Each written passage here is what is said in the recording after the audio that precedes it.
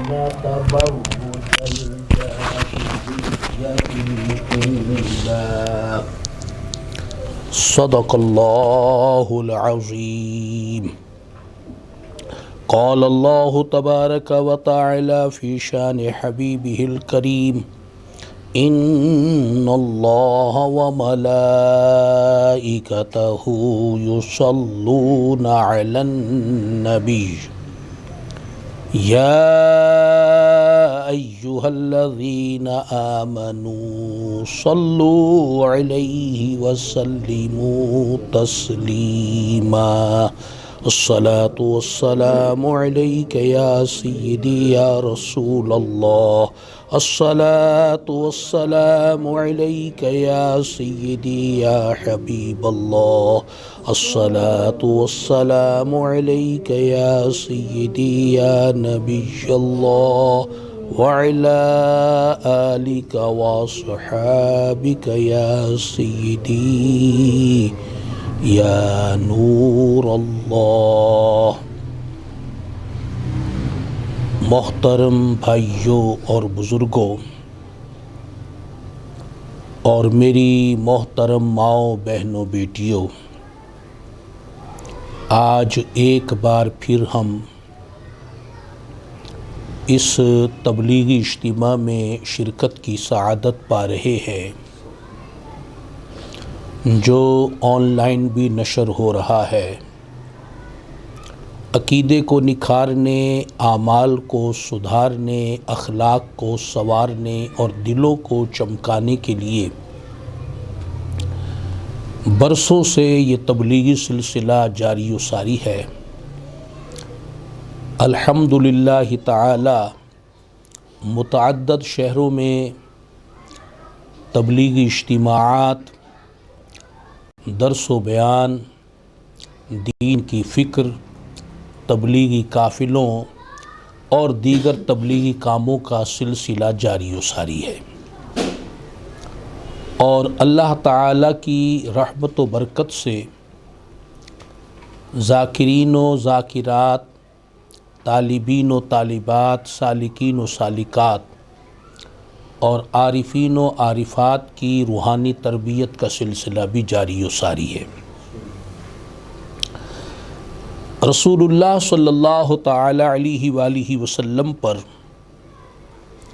درود و سلام بھیجنے کے فضائل و برکات نہ صرف اس امت کے لیے بلکہ یوں کہہ لیجئے کہ ساری امتوں کے لیے، سارے نبی رسولوں کے لیے، ساری مخلوق کے لیے.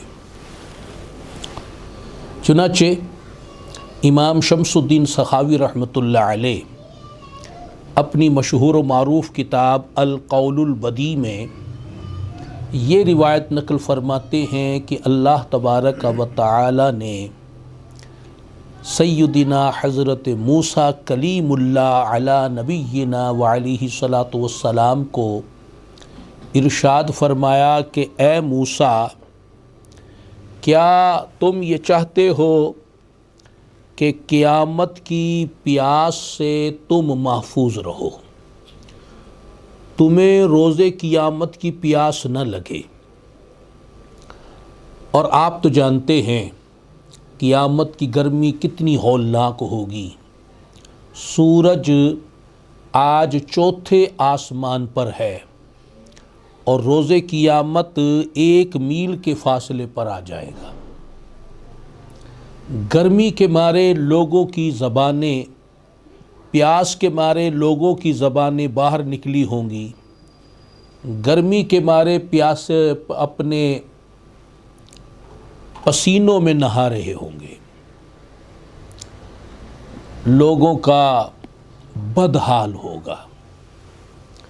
اللہ تبارک و تعالی نے جو حضرت موسیٰ علیہ السلام سے یہ بات کی، کوئی یہ نہ سمجھے کہ معاذ اللہ حضرت موسیٰ علیہ السلام روز قیامت پیاس میں ہوں گے. اللہ تبارک و تعالی کا انداز بیان حکمت پر مبنی ہوتا ہے.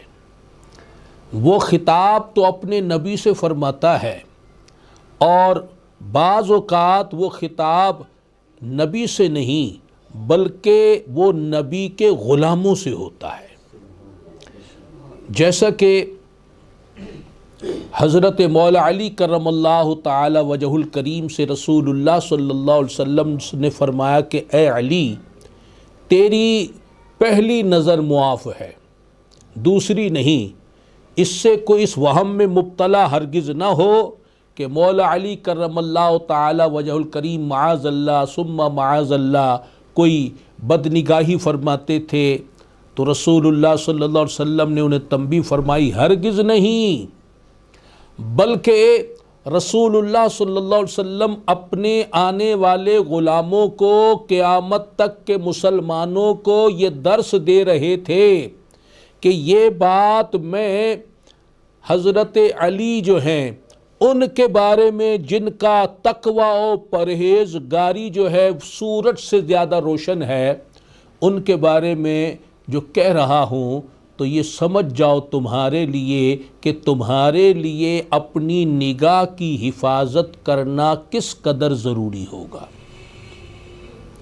تو بظاہر خطاب حضرت علی سے ہے، سنایا ساری امت کو جا رہا ہے، اور یہاں خطاب حضرت موسیٰ علیہ السلام سے ہے اور بتایا سب کو جا رہا ہے۔ تو گویا حضرت موسیٰ علیہ السلام کے غلاموں کو بھی فرمایا گیا اور بعد والوں کو بھی فرمایا گیا، اور ہمیں بھی یہ حضرت موسیٰ علیہ السلام کے توسل سے یہ بات فرمائی گئی کہ اگر ہم روز قیامت کے پیاس سے بچنا چاہتے ہیں تو وہ نسخہ جو ہم نے کلیم اللہ کے توسل سے تمہیں دیا ہے اس پر عمل کرو۔ اور وہ نسخہ کیا ہے؟ چنانچہ حضرت موسیٰ علیہ السلام نے عرض کی، یا اللہ کیوں نہیں، ارشاد فرما مجھے کیا کرنا ہوگا؟ اللہ تعالی نے فرمایا، اے میرے پیارے کلیم، تو میرے پیارے محبوب پر درود پاک کی کثرت کیا کر تو روز قیامت کی پیاس سے محفوظ ہو جائے گا۔ صلو علی النبی صلی اللہ تعالی علیہ وآلہ وسلم۔ محترم بھائیوں اور بزرگوں اور میری محترم ماؤں بہنوں بیٹیوں، گزشتہ اتوار 26 فروری کو تبلیغ اسلامی کے مرکز جو گجرات شہر میں واقع ہے، وہاں سالکین و سالکات کی روحانی تربیت ہوئی۔ دوران تربیت ایک دعا سکھائی گئی، اور وقت کی قلت کی وجہ سے اس دعا کی برکت اور فضیلت بیان نہ ہو سکی، جس کا میں نے ذکر کیا تھا کہ آنے والے منگل کے بیان میں وہ فضیلت بتائی جائے گی، تاکہ جو ہمارے بھائی بہنیں اس تربیت میں شریک نہیں ہیں ان تک بھی یہ دعا اور اس کی برکت و فضیلت پہنچ جائے۔ چنانچہ 2 حدیثیں اس دعا کی برکت و فضیلت میں آپ کے گوشے گزار کرتا ہوں۔ پہلی حدیث مسلم شریف کی، صحیح مسلم کی روایت ہے، جس کی راویہ ہیں حضرت خولہ بنت حکیم رضی اللہ تعالی عنہا۔ یہ سیدنا حضرت عثمان ابن مظعون رضی اللہ تعالی عنہ کی زوجہ ہے۔ ایک تو وہ مشہور صحابی حضرت عثمان غنی، وہ عثمان بن عفان ہیں، یہ ہیں حضرت عثمان بن مظعون رضی اللہ تعالی عنہ، ان کی زوجہ ہیں۔ نیک، بہت نیک، ہر صحابیہ نیک، اور بہت بڑی عالمہ بھی ہے۔ سبحان اللہ۔ یہ حدیث پاک روایت کرتی ہیں کہ میں نے رسول اللہ صلی اللہ تعالی علیہ وآلہ وسلم کو فرماتے ہوئے سنا، جو کسی منزل پر اترے، کہ کسی سفر پر وہ جاتا ہے اور وہاں راستے میں قیام کرے یا کسی منزل پر پہنچ جائے، وہاں پر وہ اب اترتا ہے اور کچھ وقت کے لیے آیا ہے یا اپنے شہر میں پہنچا ہے، کسی منزل سے اپنے شہر میں اترا ہے تو کسی بھی منزل پر اترے تو وہ یہ کہہ لے اعوذ بکلمات اللہ التامات من شر ما خلق. یہ دعا ہم نے یاد کرائی، یہ اس آن لائن بیان میں آ گئی. آپ دوبارہ یہ بیان سن کر یہ دعا یاد کر سکتے ہیں، اعوذ بکلمات اللہ التامات من شر ما خلق، اعوذ بکلمات اللہ التامات من شر ما خلق. جب کوئی منزل پر اترے، کسی سفر پر جائے، کسی جگہ جائے، اس مقام پر اترے، وہاں پہنچے، تو یہ دعا اس نے پڑھنی ہے. اور سیدی اعلیٰ حضرت امام اہل سنت الشاہ احمد رضا خان محدث بریلوی رحمۃ اللہ علیہ نے اسے فرمایا کہ 3 بار صبح اور 3 بار شام روزانہ پڑھنا اپنا معمول بنا لیں. اور اس کی فضیلت آگے اگلی حدیث میں آ رہی ہے. اس حدیث میں تو یہ بیان کیا گیا کہ جو کسی منزل پر اترے تو یہ دعا پڑھ لے. اس کا فائدہ کیا ہوگا؟ تو ارشاد فرمایا کہ اس کا فائدہ یہ ہوگا کہ وہ اس منزل سے کوچ کرتے وقت جب تک وہاں ٹھہرا رہے گا اسے کوئی چیز نقصان نہیں پہنچائے گی. اگر میں یہ مشورہ دوں کہ آپ اپنے گھر سے اپنے کسی کاروبار کے لیے کسی مقام پر جاتے ہیں، نوکری کے لیے کسی مقام پر جاتے ہیں، آپ کسی ادارے میں جاتے ہیں، بچیاں بچے مدرسوں میں جاتے ہیں، وہاں وہ ایک ان کی منزل ہے، وہاں پہنچ کر اگر وہ دعا پڑھ لیں تو جب تک وہ اس مدرسے میں رہیں گے، جب تک بندہ اس دفتر، آفس میں، فیکٹری میں، مارکیٹ میں رہے گا تو انشاءاللہ تعالی یہ فضیلت کی برکت وہ پا لے گا. تو فرمایا کہ یہ جب کسی منزل پر اترے تو یہ کہہ لے اعوذ بکلمات اللہ التامات من شر ما خلق. اس کا ترجمہ ہے میں اللہ کے پورے اور کامل کلمات کی پناہ لیتا ہوں اس کی ساری مخلوق کے شر سے. تو جب وہ اس طرح پناہ مانگتا اللہ تعالیٰ سے، اللہ تعالیٰ اسے پناہ بخشتا ہے، اور ایسی پناہ بخشتا ہے جب تک وہ اس منزل میں رہتا ہے اللہ تبارک و تعالیٰ کی رحمت سے وہ ساری مخلوق کے شر سے محفوظ رہتا ہے، اسے نقصان حاصل نہیں ہوتا. سبحان اللہ تعالی. اور یہاں پر میں ایک بات اور بھی عرض کر دوں، مخلوق کہا، کیا کہا؟ مخلوق. اب مخلوق میں تو انسان بھی آ گئے، جنات بھی آ گئے، درندے چرندے بھی آ گئے، پرندے بھی آ گئے، موذی جانور بھی آ گئے، سانپ بچھو بھی آ گئے. اور اس میں ایک اور چیز بھی ہے جو بزرگوں نے فرمائی کہ مخلوق سے مراد وہ جس سے شر ملے، اور انسان کا جو اپنا نفس ہے، نفس امارہ، یہ تو سراپا شر ہے. آپ جس منزل میں ہوں، سفر میں ہوں، حضر میں ہوں، یہ نقصان پہنچائے بغیر نہیں رہتا، یہ انسان کو شر ہی پہنچاتا ہے، اور یہ ہے بھی مخلوق ہی ہے. تو فرمایا کہ اب اس میں اپنا نفس بھی داخل ہے. انشاءاللہ تعالی اس دعا کی پڑھنے کی برکت سے بندہ نفس امارہ کے شر سے بھی محفوظ رہے گا. اور یہ کتنی بڑی دولت ہے کہ اتنے بڑے دشمن سے حفاظت مل جائے. اسی لیے یہ سالکین و سالکات کو خاص طور پر یہ دعا سکھائی گئی کہ نفس امارہ کے شر سے بچنے میں یہ بڑی معاون اور بہترین دعا ہے. سبحان اللہ. کفار عرب جب کسی سفر پر جاتے تھے اور کسی منزل پر اترتے تھے تو وہ پکار کر کہتے تھے کہ ہم اس جنگل کے سردار کی پناہ لیتے ہیں، اور ان کی مراد جنات ہوتے تھے کہ وہاں جو جنات ہیں ان کی پناہ لیتے ہیں، اور ان کی نظر میں جنات بڑے طاقتور تھے، وہ پناہ دے دے پھر کوئی کسی کو کچھ نہیں کر سکتا۔ تو یہ ان کی عادت تھی کہ وہ جنات کی پناہ لیتے تھے۔ رسول اللہ صلی اللہ علیہ وسلم نے اس سے منع فرمایا اور یہ دعا تعلیم فرمائی کہ تم جنات سے پناہ نہیں لینا، جنات کی پناہ نہیں لینا، بلکہ تم نے یہ دعا پڑھنی ہے، اللہ کی پناہ لینی ہے، اس کے کلمات کے وسیلے سے پناہ لینی ہے۔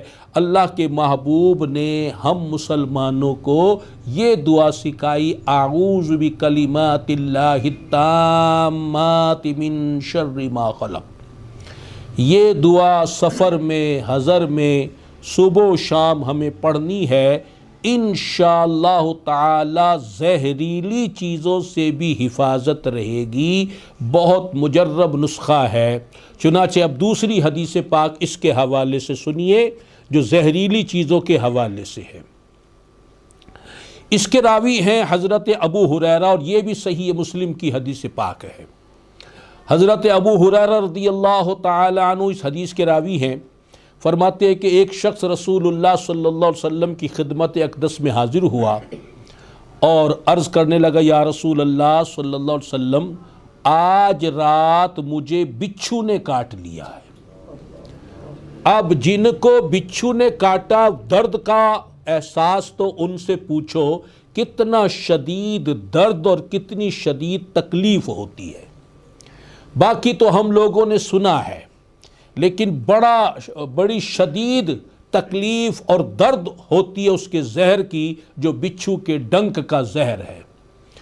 تو اس وقت بھی بچھو تھے اور کاٹا بھی کرتے تھے، اور رسول اللہ صلی اللہ علیہ وسلم کی بارگاہ میں جب یہ شکایت پیش کی گئی اور اس صحابی نے آ کر عرض کی، یا رسول اللہ صلی اللہ علیہ وسلم، مجھے آج رات بچھو نے کاٹ لیا ہے اور مجھے اس کی بڑی تکلیف پہنچی ہے۔ آپ صلی اللہ علیہ وسلم نے فرمایا، اگر تم شام کے وقت یہ کہہ لیتے، اعوذ بکلمات اللہ التامات من شر ما خلق، اگر تم یہ کہہ لیتے تو تمہیں بچھو کی تکلیف نہ پہنچتی، بچھو تمہیں تکلیف نہ پہنچا سکتا، تم پناہ میں آ جاتے۔ تو اب اس حدیث پاک سے بھی یہ بات پتہ چلی کہ یہ جو دعا ہے، یہ زہریلی جو چیزیں ہیں، بچھو ہے، سانپ ہے، ایسے کیڑے ہیں جو زہریلے ہیں، تکلیف پہنچانے والے ہیں، کاٹنے والے ہیں، تو بندہ ان سے امن میں آ جاتا ہے۔ ساری مخلوق سے، ان کے شر سے بھی بچا، ان زہریلی چیزوں سے بھی بچا۔ کتنی کارآمد، مفید اور بہترین یہ دعا ہے، الفاظ تھوڑے ہیں اور برکت اور فضیلت کتنی زیادہ ہے۔ اور شجرہ عالیہ قادریہ رضویہ میں تو یہ بطور دعا ہے، صبح و شام کے اوراد میں یہ دعا ہے کہ صبح بھی یہ دعا 3 دفعہ پڑھنی ہے تاکہ شام تک بندہ امن میں رہے، اور شام کو بھی یہ دعا پڑھنی ہے تاکہ صبح تک امن میں رہے۔ گھر میں ہے تو گھر میں امن میں رہے، گھر سے بازار میں جاتا ہے، مسجد میں جاتا ہے، مدرسے میں جاتا ہے، مارکیٹ میں جاتا ہے، فیکٹری میں جاتا ہے، دوسرے شہر میں جاتا ہے، گاؤں دیہات میں جاتا ہے، دو جہاں بھی جاتا ہے، یہ کلمات کی برکت سے اللہ تعالی اس کو مخلوق کے شر سے، اذیت سے حفاظت فرمائے گا، محفوظ فرمائے گا۔ تو لہٰذا 3 دفعہ صبح، 3 دفعہ شام کو یہ دعا پڑھنی ہے، اعوذ بکلمات اللہ التامات من شر ما خلق۔ اللہ تبارک و تعالی ہمیں اس وظیفے پر عمل کرنے کی توفیق عطا فرمائے اور اس کی برکتوں سے بھی مالا مال فرمائے، آمین، بجاہ خاتم النبیین صلی اللہ تعالی علیہ وسلم صلو علی النبی صلی اللہ تعالی علیہ وآلہ وسلم۔ میرے محترم بھائیوں اور بزرگوں اور میری محترم ماؤں بہنوں بیٹیوں، آدمی کی ابتدا سیدنا حضرت آدم علیہ السلام سے ہوئی۔ تمام آدمی آپ کی اولاد ہے، اس لیے انسانوں کو ابن آدم کہا جاتا ہے۔ آپ کی جو اولاد تھی اس کے دو قبیلے ہوئے، پہلے وہ ایک ہی تھے، پھر دو قبیلے ہو گئے، اور وہ جو دو قبیلے تھے ایک صاف میدانی علاقہ تھا اور ایک پہاڑی علاقہ تھا۔ ایک طرف سارا میدانی علاقہ اور پھر پہاڑ تھے اور دوسری طرف پہاڑی علاقہ تھا۔ ایک قبیلہ میدانی علاقے میں رہتا تھا، دوسرا قبیلہ پہاڑی علاقے میں رہتا تھا۔ اب اللہ تبارک و تعالی کی قدرت دیکھیے، اور اس میں اس کا مقصود امتحان بھی ہو سکتا ہے۔ اب قدرت کیا تھی کہ ایک قبیلہ جو پہاڑی علاقے میں رہنے والا تھا اس کے مرد بہت خوبصورت تھے، مگر عورتیں خوبصورت نہیں تھی بلکہ بدصورت تھیں۔ اور میدانی علاقے میں جو قبیلہ رہا کرتا تھا اس کی عورتیں بہت خوبصورت تھیں، مرد بدصورت تھے، اور وہ رہ رہے تھے ایک عرصے سے۔ میدانی علاقے والے میدانی علاقے میں رہ رہے تھے، پہاڑی علاقے والے پہاڑی علاقے میں رہ رہے تھے، ادھر ادھر کوئی آمد و رفت ان کی نہیں تھی، میل ملاقات نہیں تھی۔ ابلیس جو مرکز شر ہے اس کو گوارا نہ ہوا، اس کو شرارت اس کو آئی، سازش اس نے بنائی اور برائیوں میں انہیں ملوث کرنے کے لیے منصوبہ اس نے بنایا، اور اس منصوبے کے تحت وہ میدانی قبیلے کے ایک شخص کے پاس انسانی صورت ڈھال کر وہ آ کر ملازمت کرنے لگا، وہاں ملازم ہو گیا میدانی علاقے میں آ کر۔ اب شیطان نے تو اپنی شیطانیت ہی کرنی ہوتی ہے، ذہنوں کو خراب کرنا ہوتا ہے، وسوسے ڈالنے ہوتے ہیں، برائی کی دعوت دینی ہوتی ہے۔ اب وہ کام اس نے، اس کی مشنری جو تھی وہ شروع ہو گئی۔ اب اس نے پھر کیا کیا، اس نے اپنی اس منصوبے کو پورا کرنے کے لیے ایک بانسری ایجاد کی، بانسری جو کہتے ہیں، اور اب وہ درمیان میں آ گیا، اس قبیلے والوں کے بھی اور اس قبیلے والوں کے بھی، اور اس نے بڑے خوش آوازی کے ساتھ بانسری کو بجانا شروع کر دیا۔ بڑا راگ اس نے نکالا اور بانسری کی ایسی آواز نکالی کہ لوگوں کے لیے وہ ایک نئی آواز تھی، اور اس کے اندر ایک راگ بھی تھا، بڑی پرکشش آواز تھی، اٹریکٹیبل آواز تھی۔ تو وہاں کے لوگوں نے جب اس آواز کو سنا اس کی طرف متوجہ ہوئے، اور اس قبیلے کے لوگ بھی اس آواز کو سن کر قریب آئے، اس قبیلے کے لوگ بھی یہ آواز سن کر قریب آئے۔ اب شیطان جو تھا وہ منصوبے بنا رہا تھا کہ دونوں کو قریب آمنے سامنے کیسے لاؤں، تو اس نے میوزک کا سہارا لیا، اس وقت کا یہ میوزک جو تھا وہ یہ بانسری تھی، اس بانسری کا سہارا لے کر ایک راگ الاپ کر ایک آواز خوش آوازی نکال کر بانسری بجا کر دونوں طرف کے قبیلے والوں کو قریب لایا، آمنے سامنے لایا، ادھر والے مرد عورت بھی آئے ادھر والے مرد عورت بھی آئے، اب ایک دوسرے کے آمنے سامنا ہو گیا۔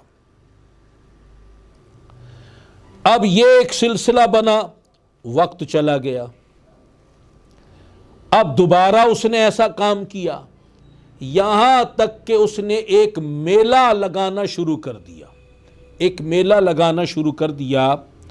اور پھر اب جب پہاڑی قبیلے کے جو مرد تھے وہ تو خوبصورت تھے، عورتیں بدصورت تھیں، اور میدانی علاقے والوں کے مرد جو تھے وہ بدصورت تھے، اور ان کی عورتیں جو تھیں وہ خوبصورت تھیں۔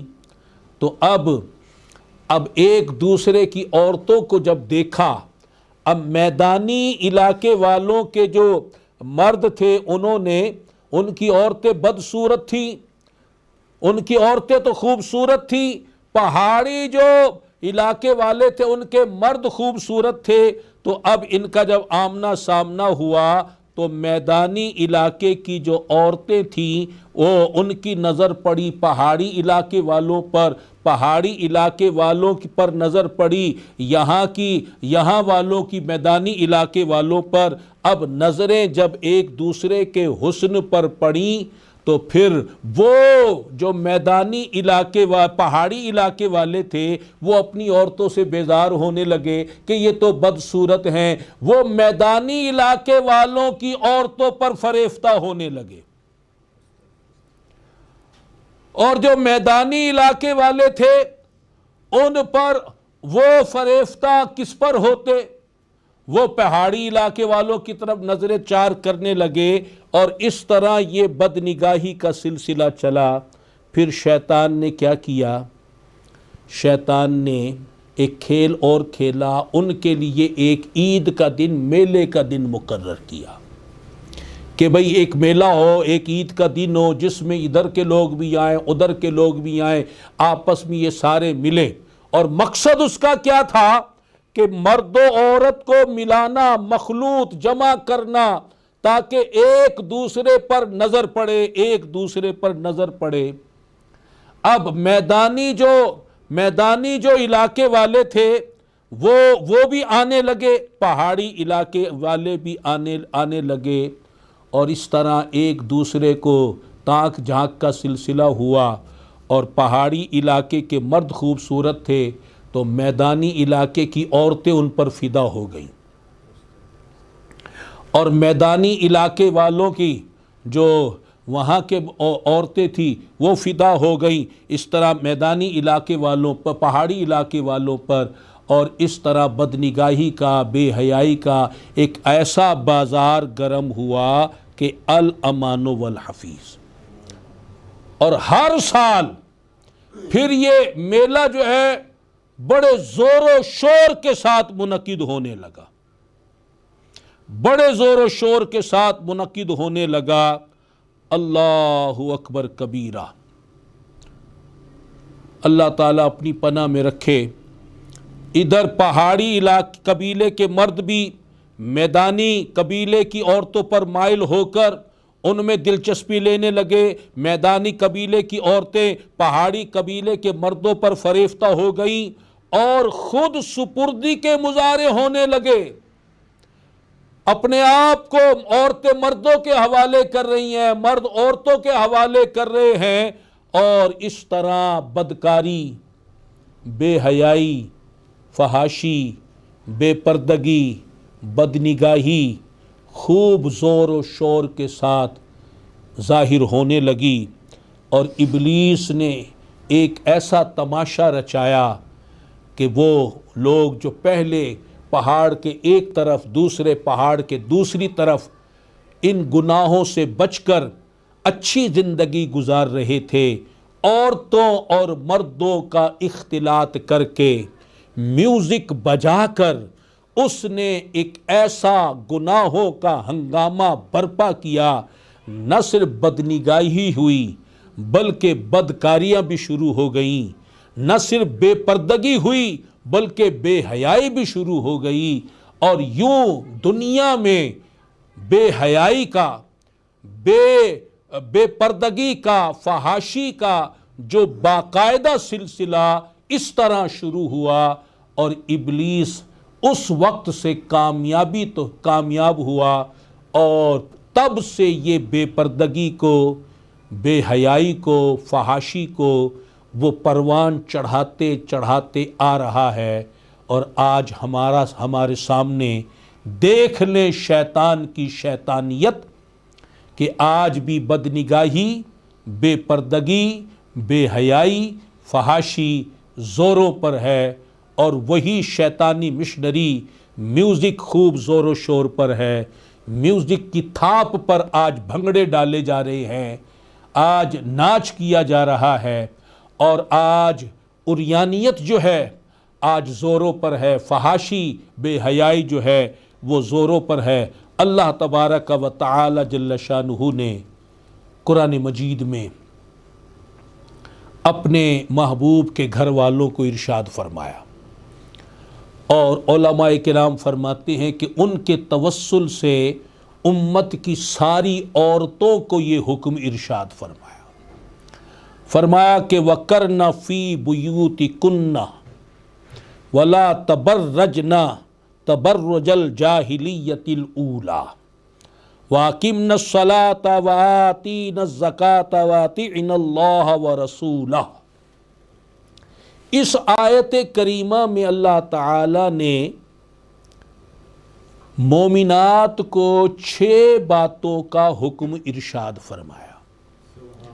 میں پہلے 3 آخری کو پہلے بیان کرتا ہوں، اور پہلی جو 3 ہیں ان کو اس کے بعد، کیونکہ ہمارا جو موضوع ہے تاکہ ہم اس پر آئیں۔ 3 باتیں یہ ارشاد فرمائیں، اور نماز پڑھتی رہو، اور زکوٰۃ ادا کرتی رہو، اور اللہ اور اس کے رسول کی اطاعت کرتی رہو جل جلالہ و صلی اللہ علیہ وسلم۔ 3 باتیں اس آیت مبارکہ میں عورتوں کو خاص طور پر فرمائیں، کہ نماز ادا کرتے رہنا ہے، جن پر زکوٰۃ فرض ہے انہوں نے زکوٰۃ ادا کرنی ہے، اور تمام عورتوں نے اللہ تعالیٰ کا حکم ماننا ہے، اور اس کے رسول صلی اللہ علیہ وسلم کی اطاعت و فرما برداری کرنی ہے۔ یہود و نصارہ کی، ہنود کی، سکھوں کی، کافروں کی پیروی نہیں کرنی، ان کی تعلیمات، تہذیب، تمدن، فیشن کے پیچھے نہیں چلنا، بلکہ رسول اللہ صلی اللہ علیہ وسلم کی اطاعت و فرما برداری کرتے ہوئے آپ کی سنت و شریعت پر عمل کرنا ہے۔ 3 باتوں کا تو یہ حکم ہو گیا۔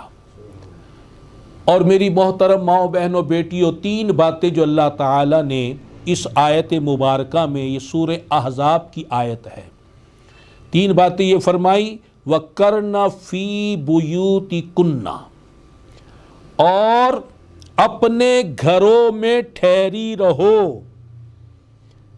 گھروں سے باہر نہ نکلو، بلا ضرورت شرعی گھر سے قدم باہر نہ نکالو۔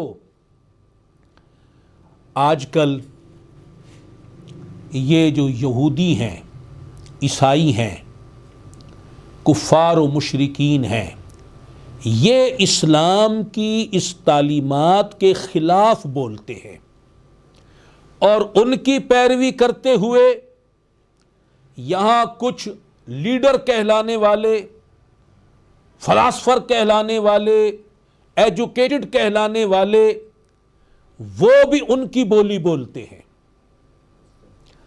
اور وہ یہ کہتے ہیں کہ یہ تو مولویوں کی باتیں ہیں، ملاؤں نے عورتوں کے اوپر یہ قانون لگایا ہے، انہوں نے تو عورتوں کو گھروں میں قید کر دیا ہے، ان کو تو قیدی بنا دیا ہے۔ الامان والحفیظ، پہلی بات تو یہ ہے، ہم اور آپ اللہ کے بندے اور اللہ کی بندیاں ہیں، ہمیں ان کافروں مشرکوں سے کیا سروکار؟ ہمیں تو اللہ و رسول کی اطاعت کرنے کا حکم ملا ہے، ان کی اطاعت کرنے کا، فرما برداری کرنے کا، ان کے حکم پر چلنے کا۔ اب یہودی اگر قرآن کے خلاف بکیں، اللہ تعالی کے خلاف بولیں، اب کوئی اللہ کی بات سننے کی بجائے ان یہودیوں کی باتیں سنیں، عیسائیوں کی بات سنیں، ہندوؤں کی بات سنیں، مجوسیوں کی بات سنیں، کافروں کی بات سنیں، مشرکوں کی بات سنیں، جہنمیوں کی بات سنیں، تو اپنا ٹھکانہ خود دیکھ لے کہ آخرت میں کہاں ہوگا۔ وہ اللہ والوں کی صف میں کھڑا ہوگا یا شیطان والوں کی صف میں کھڑا ہوگا۔ یہ آپ کو جو کہہ رہے ہیں کہ مولویوں نے عورتوں کو گھر میں قید کر دیا، یہ قرآن مولویوں کی کتاب نہیں، وہ آپ پر ایک حملہ کر رہے ہیں معاذ اللہ کہ اس کتاب کو مولویوں کی کتاب قرار دے رہے ہیں۔ یہ بڑا دھوکہ ہے۔ اور دوسری بات یہ کہ وہ حکم جو اللہ فرما رہا ہے اس پر تو ہم نے عقل کے گھوڑے نہیں دوڑانے۔ اللہ و رسول جو فرما دے وہ بات عقل میں آئے نہ آئے، اس پر ہم نے ایمان لانا ہے، اسے قبول کرنا ہے اور پوری کوشش کر کے اس پر عمل کرنا ہے۔ اس کی مخالفت یہ تو بے ایمانی ہے، لا دینی ہے، یہ تو کفر کے گڑھے میں گرنا ہے۔ اللہ کی مخالفت کرنا، اللہ کے رسول کی مخالفت کرنا معاذ اللہ۔ تو یہ ذہن کوئی خاتون ہرگز نہ بنائے ان کی باتوں میں آ کر، جو شیطان اور شیطان نما انسان آج جو بولی بول رہے ہیں کہ اسلام نے، مولویوں نے عورتوں کو گھر میں قید کر دیا ہے، یہ تو عورتوں کی آزادی کے نعرے لگاتے ہیں۔ اگر ان کی آزادی کے پیچھے جاؤ گے وہ تمہیں گھر سے نہیں نکالیں گے، وہ تمہیں کپڑوں سے بھی نکال دیں گے۔ وہ تو یہ آزادی چاہتے ہیں، تو ان کے پیچھے لگو گے تو دنیا بھی برباد، آخرت بھی برباد۔ تو بہرحال ہم قرآن کی بات کرتے ہیں۔ اللہ نے قرآن میں فرمایا، سورہ احزاب ہے، 22واں پارہ ہے، 33 نمبر آیت ہے، آپ خود بھی پڑھ سکتی ہیں آپ کا اللہ آپ کو کیا فرما رہا ہے۔ جہاں اس نے نماز کا حکم دیا، آپ نماز پڑھتی ہیں ماشاءاللہ، زکوٰۃ کا حکم دیا، اللہ و رسول کی اطاعت کا حکم دیا، اس اطاعت میں یہ بھی حکم دیا کہ اپنے گھروں میں ٹھہری رہو، بلا ضرورت شرعی گھر سے نہ نکلو، اور اگر کسی حاجت سے نکلتی ہو تو نکلنے کا طریقہ بھی بتایا ہے۔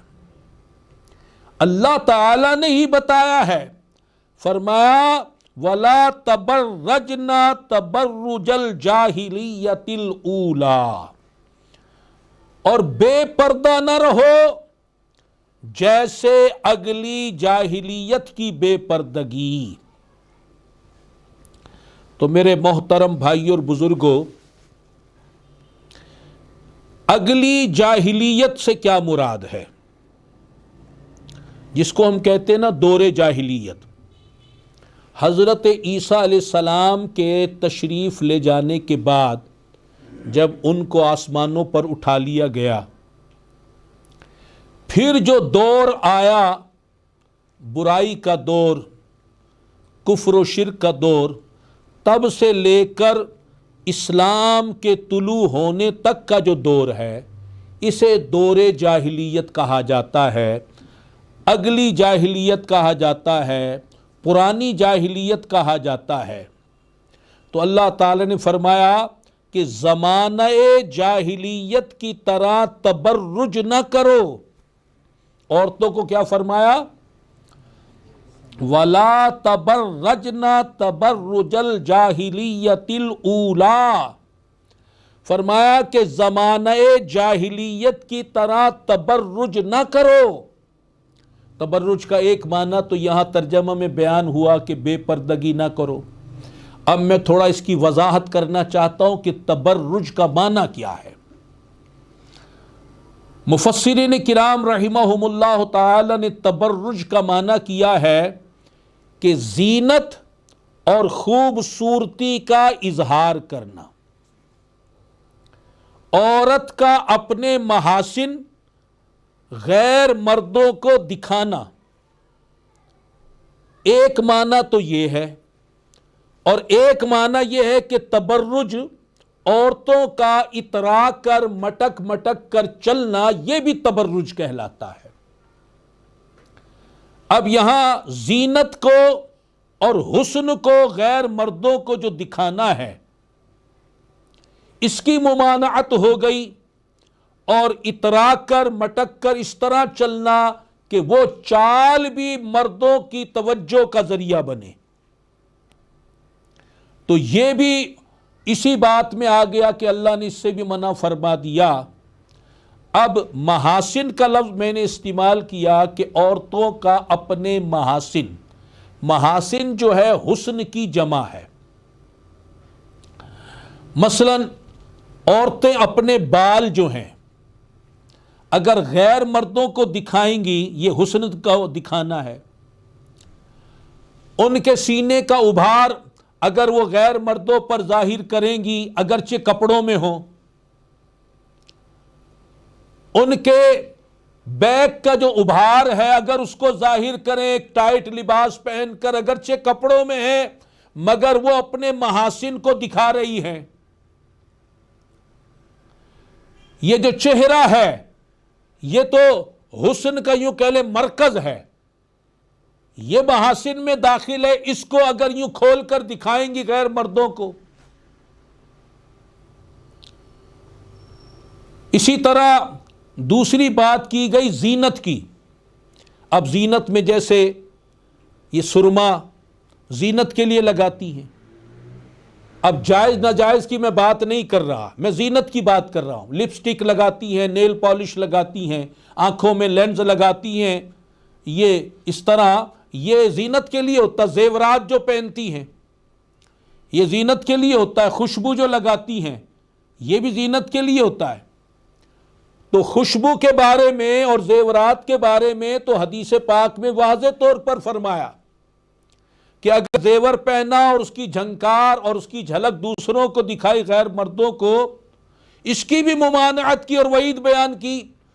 اور جو عورت خوشبو ایسی لگا کر جائے کہ جو تیز خوشبو اور مردوں کے درمیان گزرے اور مردوں کو پھر وہ خوشبو پہنچے اور وہ اس کی طرح متوجہ ہوں، اس کی بھی ممانعت حدیث پاک میں کی گئی اور وعید بیان کی گئی۔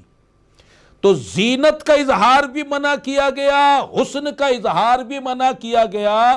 تو اب عورت کا اپنے محاسن غیر مردوں کو دکھانا اور مٹک مٹک کر ان کے سامنے چلنا، ان کے درمیان چلنا، گلیوں میں، بازاروں میں، ہسپتالوں میں، تفریحی گاہوں میں، شادی ہالوں میں، یہ از روئے قرآن سختی کے ساتھ منع کر دیا گیا۔ اب میں اسی آیت کریمہ کی ایک مختصر تفسیر جو ہے سیدنا نعیم الدین مراد آبادی رحمۃ اللہ علیہ ان کے حوالے سے بیان کرتا ہوں۔ آپ رحمۃ اللہ علیہ فرماتے ہیں اگلی جاہلیت سے مراد قبل اسلام کا زمانہ، وہ میں پہلے وضاحت کر چکا آپ کے سامنے۔ اب اس زمانہ میں کیا ہوتا تھا؟ عورتیں اتراتی ہوئی نکلتی تھی۔ اب میں نے گزشتہ ایک بیان میں بھی عرض کیا تھا اور پھر میں دوبارہ یہاں وہ بات بتانا چاہتا ہوں، کہنا چاہتا ہوں کہ باہر جانا اب جائز ناجائز یہ احکام اپنی جگہ، لیکن آج کل کئی خواتین لڑکیاں وہ شاپنگ کے لیے جاتی ہیں تو اپنی سہیلیوں کے ساتھ اکٹھے ہو کر جاتی ہیں۔ پڑوسن ہو یا دوست ہو یا ریلیٹیو ہو، چلو جی شاپنگ کے لیے فلاں پلازا میں چلتے ہیں، فلاں بازار میں چلتے ہیں۔ اب جانے سے پہلے خوب بن ٹھنتی ہیں، لپسٹک لگاتی ہیں، سرما لگاتی ہیں، نیل پالش لگاتی ہیں، پاؤڈر لگاتی ہیں، اب بالوں میں جو چاہے لگاتی ہیں، جو کچھ ان سے ہوتا ہے، بھڑکیلے لباس پہنتی ہیں اور کوئی پردہ نہیں، کچھ نہیں۔ اب یہ جو جا رہی ہیں، اب ذرا آپ خود سے پوچھیں کہ انہوں نے یہ جو کچھ بھی بناؤ سنگار کیا ہے یہ کس کے لیے کیا ہے؟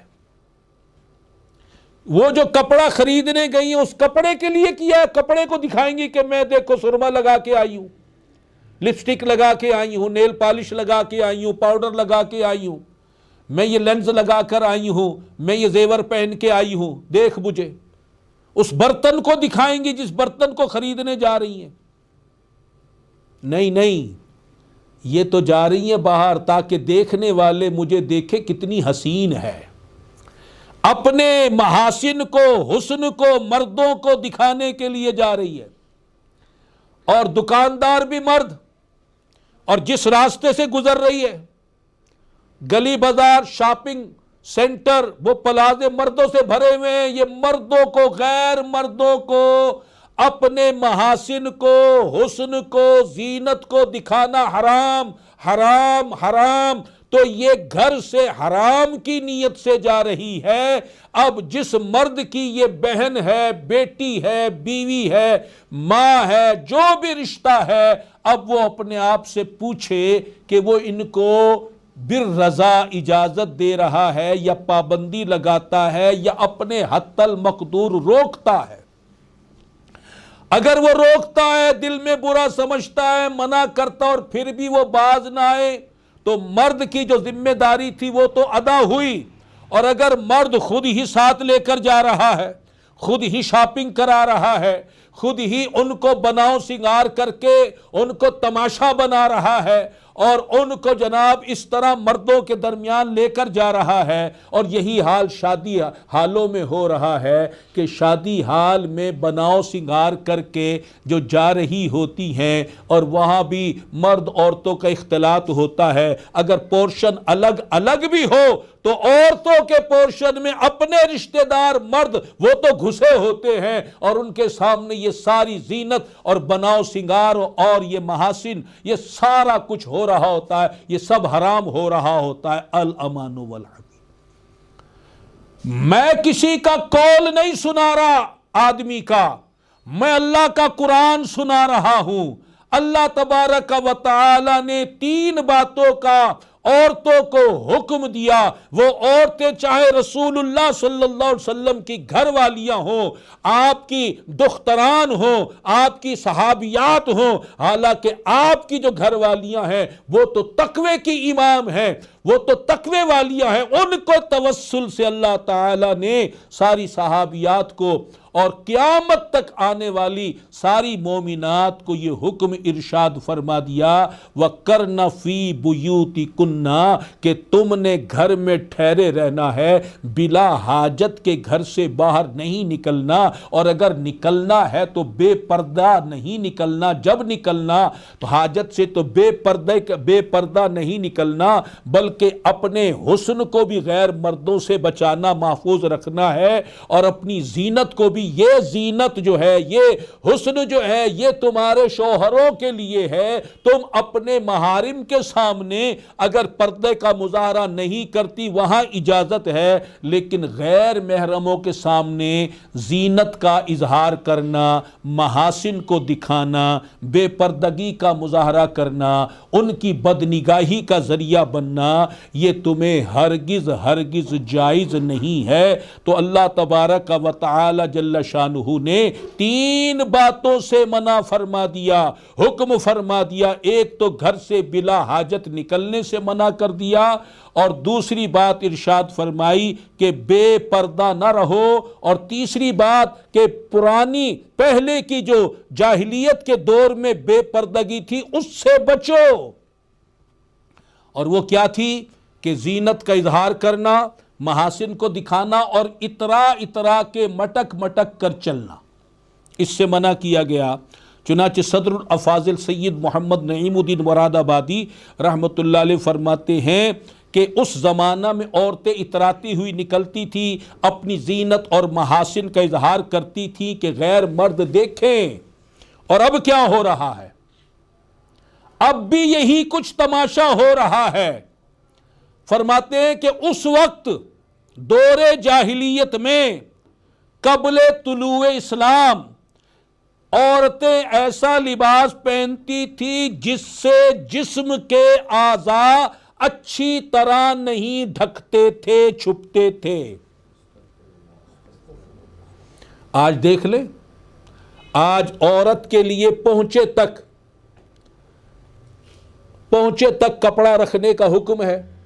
چلو اتنی رخصت دے دی گئی، لیکن ان کے اتنے بازو جو ہیں کھلے ہوتے ہیں،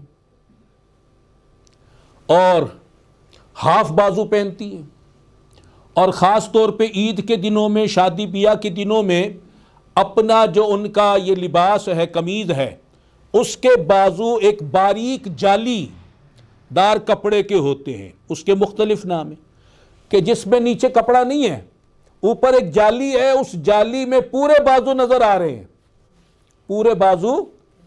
تو یہ حدیث پاک پہلے میں ایک سنا چکا ہوں، ایک وقت وہ آئے گا کہ عورتیں لباس پہننے کے باوجود ننگی ہوں گی۔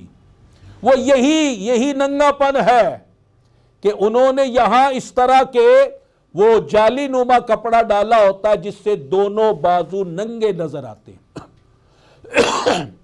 اور جو زیادہ بےہودہ ہیں، یہ بھی بےہودگی ہے، وہ تو جالی بھی نہیں پہنتی، وہ بالکل ہی ننگا کر دیتی ہیں۔ اب اس طرح یہ بازو ننگے ہو گئے، پھر دوپٹہ نہیں ہے، اب یہ گلا، یہ سینہ یہ نظر آ رہا ہے، اور ابھار وہ نمایاں ہو رہے ہیں۔ اسی طرح سر کے بال کھلے، پھر بعض فیشن ایسے آتے ہیں کہ ٹخنے سے نیچے تک پاؤں چھپا ہونا چاہیے عورت کا، لیکن وہ پنڈلیاں کھل جاتی ہیں۔ یہ پنڈلی جو کھلی ہوئی ہے یہ حرام ہے۔ پھر وہ ایسے لباس پہنتے ہیں ساڑی جیسے کہ جس میں کمر پیٹ تک کھلا ہو جاتا ہے۔ اور میں آپ کو بتاؤں شریعت کیا کہتی ہے؟ شریعت مطہرہ تو یہ کہتی ہے کہ بیٹا، سگے بیٹے کو اپنی ماں کا پیٹ دیکھنا حرام ہے۔ اپنی سگی ماں کا پیٹ دیکھنا، جب بیٹے کو ماں کا پیٹ دیکھنا حرام ٹھہرا تو ان عورتوں کا اپنا پیٹ، کمر، یہ غیر مردوں کے سامنے کھولنا، اس کا کتنا بڑا وبال ہوگا، یہ کتنا بڑا گناہ ہوگا۔ اور یہاں میں ان عورتوں کو جو مائیں ہیں ان کو بھی عرض کر دوں کہ ان کے بیٹے جو بالغ ہو گئے، ان کے سامنے پیٹ کھولنا ان کا حرام ہے۔ بعض اوقات وہ خارش کرتی ہیں یا کوئی اور مسئلہ ہوتا ہے، وہ پیٹ کھل جائے، وہ اس بات کی پرواہ نہیں کرتی یہ تو میرا بیٹا ہے، وہ صرف شرمگاہ کو ہی سمجھتی ہے چھپانا۔ نہیں، یہ پیٹ جو ہے یہ اس سے یہ بھی چھپانا ہے، اور صرف پیٹ ہی نہیں، پیٹھ جو پیٹ کی بیک ہو گئی، اور رانے، اسی طرح کروٹ، یہ جو سائیڈیں ہیں، اور گھٹنے، یہ بھی اپنے سگے بیٹے سے ماں کو اس کا بھی پردہ کرنا ہے، اور یہ محارم کا حکم ہے۔ اب ماں بیٹے کے درمیان، بھائی بہن، سگے بھائی سگے بہن کے درمیان، اسی طرح باپ بیٹی کے درمیان یہ پردہ ہے، پیٹ کا بھی، پیٹھ کا بھی، رانوں کا بھی، گھٹنے کا بھی، کروٹوں کا بھی۔ تو اب وہ ساڑی جس میں پیٹ کھلا ہو، کمر کھلی ہوئی ہو، اب وہ پہن کر شادی حالوں میں جایا جاتا ہے، اور ڈیمانڈ کر کے وہ لباس بنائے جاتے ہیں۔ اور اس طرح اور بھی نام ہے لباسوں کے کہ جس میں نیم برہنہ ہونا پڑتا ہے، اور سر ڈھانکنا تو ہوتا ہی نہیں کہ اگر سر ڈھانک لیا تو میں نے اتنا لباس پھر پہننا کیوں، تو سر بھی کھلا، منہ بھی کھلا، بازو بھی کھلے، اور بھی نہ جانے کس طرح برہنگی اور عریانی۔ اب یہ کہاں سے سیکھا، یہ کہاں سے آیا؟ سن لیجئے، اسلام سے پہلے ایسا لباس پہنا جاتا تھا، اسلام نے آ کے پردے کا، حیا کا حکم دیا۔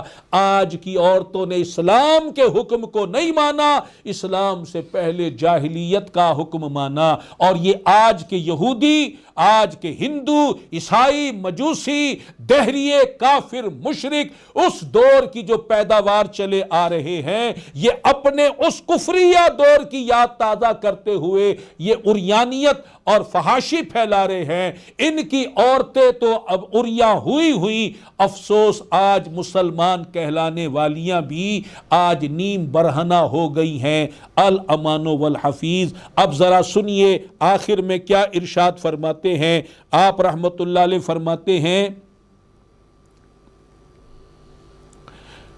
پچھلی جاہلیت، ایک تو بتائی اگلی جاہلیت، اگلی جاہلیت وہ جو طلوع اسلام سے پہلے کی ہے، وہاں یہ کچھ ہو رہا تھا۔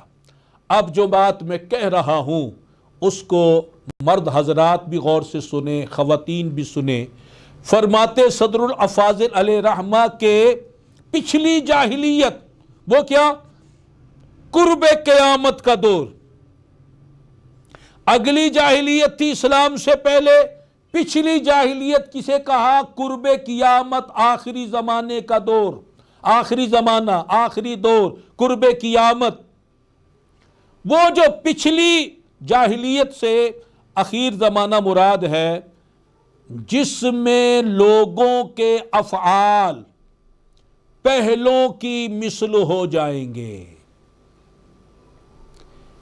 پچھلے یہ قرب قیامت میں لوگوں کے اعمال دور جاہلیت والے ہو جائیں گے۔ اس وقت مرد داڑیاں مڈواتے تھے، تو آخری دور قرب قیامت میں مرد داڑیاں مڈوائیں گے۔ اس دور میں سود چلتا تھا زوروں پر، رشوت چلتی تھی زوروں پر، پھر اس آخری دور میں سود اور رشوت زوروں پر چلے گی۔ اس وقت زور آور کمزوروں کو دبا کر غلام بنا کر رکھتا تھا، اور قرب قیامت میں بھی زور آوروں کا زور چلے گا، چاہے وہ حکومت کے ایوانوں میں بیٹھے یا بڑے بڑے بنگلوں میں بیٹھے یا بڑے بڑے مسندوں پہ بیٹھے یا بڑے بڑے عہدوں پر بیٹھے، وہ نوکروں کو، ملازموں کو، کمزوروں کو، غریبوں کو دبا کر ان پر حکومت کریں گے، ظلم ڈھائیں گے۔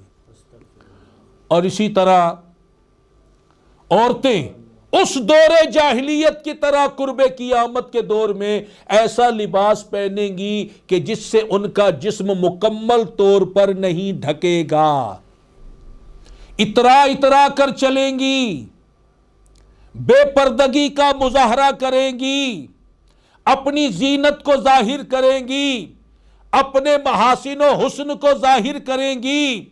تو اے میرے محترم بھائیوں اور بزرگوں اور میری محترم ماؤں، بہنوں، بیٹیوں، ہوش کے ناخن لو۔